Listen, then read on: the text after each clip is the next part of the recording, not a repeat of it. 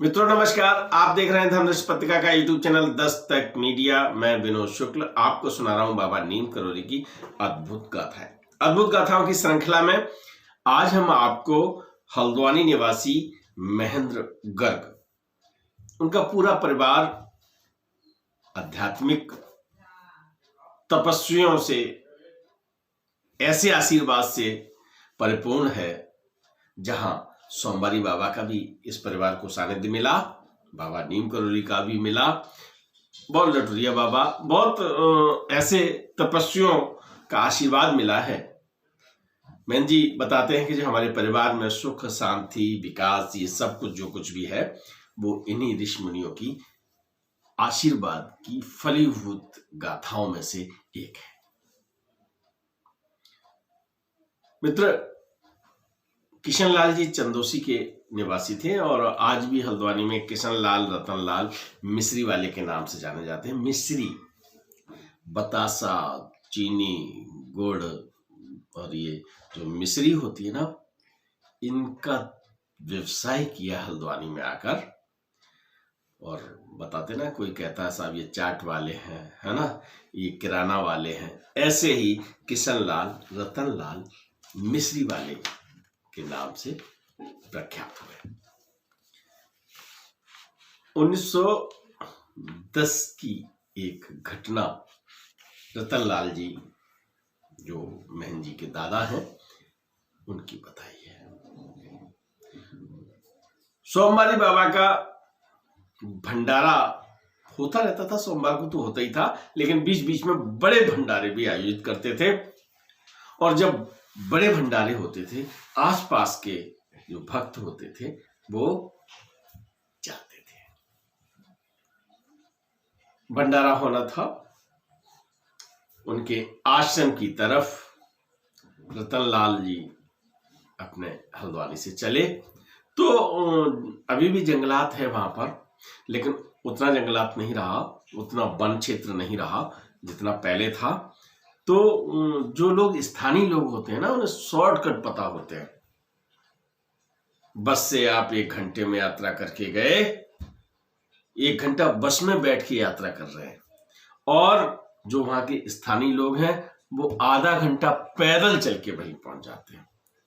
उनको वो शॉर्टकट पता होते हैं। तो रतन लाल जी सोमवारी बाबा के आश्रम में जहां भंडारा होना है वहां शॉर्टकट जा रहे हैं। उसी समय किसी जहरीले कीड़े ने, अब कौन था, कैसा कीड़ा था पता नहीं, उन्हें आंख के नीचे काट लिया और इतना असहनीय दर्द शुरू हुआ कि वो गिर पड़े और छटपटाने से लगे। अब घर से चले थे, अच्छे काम के लिए चले थे, वन में ये घटना हो जाती है। तभी 3-4 व्यक्ति आते हैं, कहते हैं कि हमें महाराज जी ने भेजा है और ये शेरनी का दूध है, इसे आप लगा लीजिएगा, आपको आराम मिल जाएगा। भाई छटपटा रहे थे, तुरंत उन्होंने जो दूध आया उन्होंने दिया, वो लगाया, तुरंत के तुरंत शांति मिल गई, आराम मिल गया। जब आराम मिल गया, वो व्यक्ति 3-4 लोग जो आए थे वो जाने किधर चले गए। और रतन लाल जी, जिनका चित्र आप देख रहे हैं, ये अपने भंडारा आश्रम की तरफ बढ़ गए। वहां जब पहुंचे हैं तो महाराज जी मुस्कुरा रहे हैं। सोमवारी बाबा बैठे हुए हैं, देखा, आशीर्वाद दिया। उनके मन में वहां जो भक्त लोग थे, भीड़ थी, तो उनके मन में ये आया कि आज रात्रि निवास कहाँ होगा, जगह तो मिलेगी नहीं यहां पर। तब ये तोता जो आश्रम में बैठा था वो कुछ अपनी आवाज में कहने लगा। सोमवारी बाबा कहते हैं कि तू सामने वाले कमरे में रुकेगा, तोता बता रहा है ये, है ना। तो मन की बात तो ये लोग जान लेते थे महाराज जी इनके सानिध्य रतनलाल जी 1910 में तो नीम करोली बाबा 10 ही वर्ष के थे, है ना, 10 वर्ष मानव आयु थी। तो ये सोमवारी बाबा का एक संस्मरण महंत जी कहते हैं, और वहां पर जो सानिध्य मिला है इनके परिवार को वो बाबा नीम करोली का भी मिला है।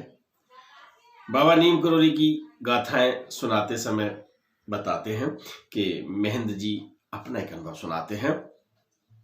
महंत जी की ससुराल अलीगढ़ में है और उनके ससुर कुंवर बहादुर सिंह जी आए हैं बाबा नीम करोली के दर्शन करने।